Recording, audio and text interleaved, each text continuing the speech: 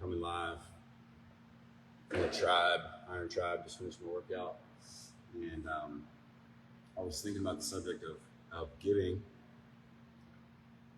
when I was doing my workout, and I thought about the idea of giving effort. Like you have to give effort before you receive results. So I have to give a certain amount of effort in the gym before I receive strength. I have to stretch a certain amount. I'm stretching right now. I have to give time and effort into that stretching before I become mobile or flexible to the extent that I'm looking for, to the extent that I really want and desire. It's not just going to happen, right? Nobody shows up to the gym because they're in tip-top shape and then start working out. Like they work out before they get into shape. That's obvious, right? Like you don't become healthy on the inside without putting the healthy food in your body first. Right? It's not being healthy that makes me then go and put the good food in the body. So I thought about that in the subject of money and giving.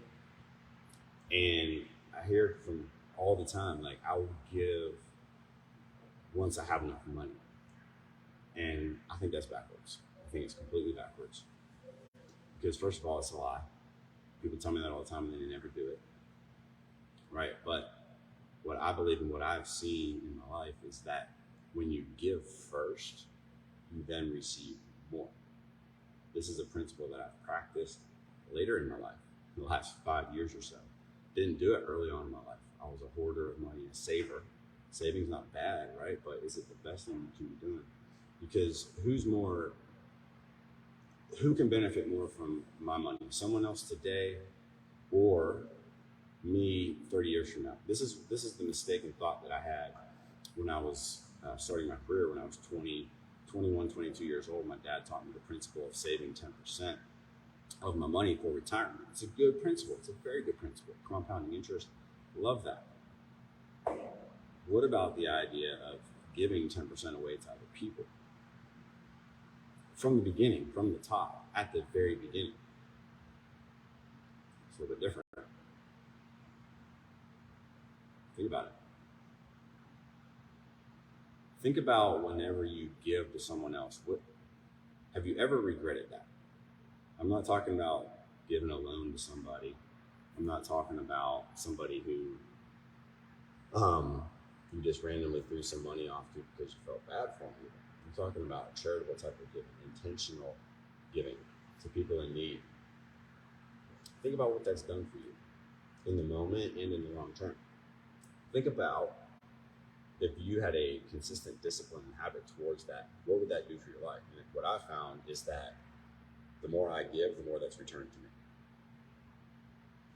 And it just continues to impact my life in a positive way because I'm impacting others first. It's so easy conceptually to realize that I've got to give before I can receive, but I don't think we think about it enough.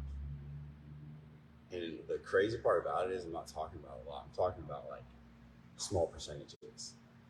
Just think, like, how much do we waste when it comes to time, money, and effort? How much do we waste? We really take the effort to steward ourselves right, not just with money, but with our time, energy, and resources. The amount of effort that we give towards others, we're just naturally wired to think about ourselves and think about our own needs. Here's what's crazy and so contradictory to this thought process.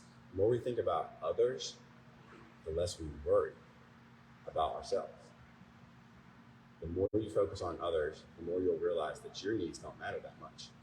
I'm sitting here in a gym, shelter, like nice equipment. I've got good health. I'm almost 42 years old. I mean, I've got everything I need. And I'm sitting here in this gym, which I love, that supports good causes like Never Thirst, where there's people in third world countries that can't even get freaking water. They can't even get water. I mean, think about that. I've got a water fountain right here. I get as much water as I want.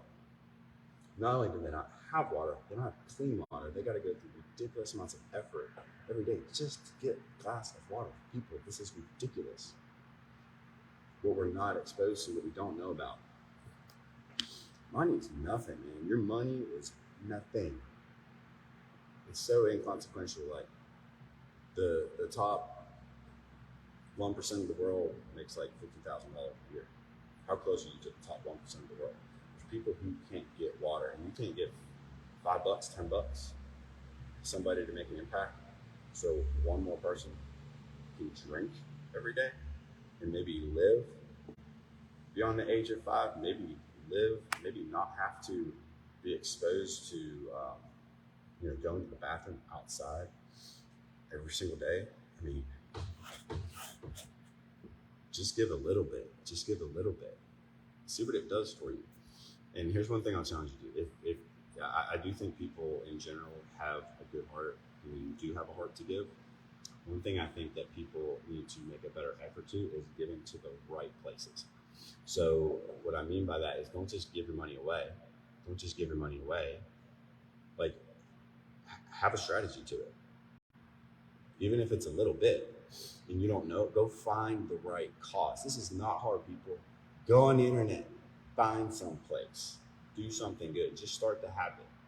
The first habit that I started 5 years ago was giving to a place called Compassion International. It's $38 a month to sponsor one child to have food, clothing, and shelter. One child, $38 a month. Can you do that? Can you start there? That's where I started. Set it and forget it. That's what my dad taught me about my 401k plan. Still good. It's great. I stored up all this money.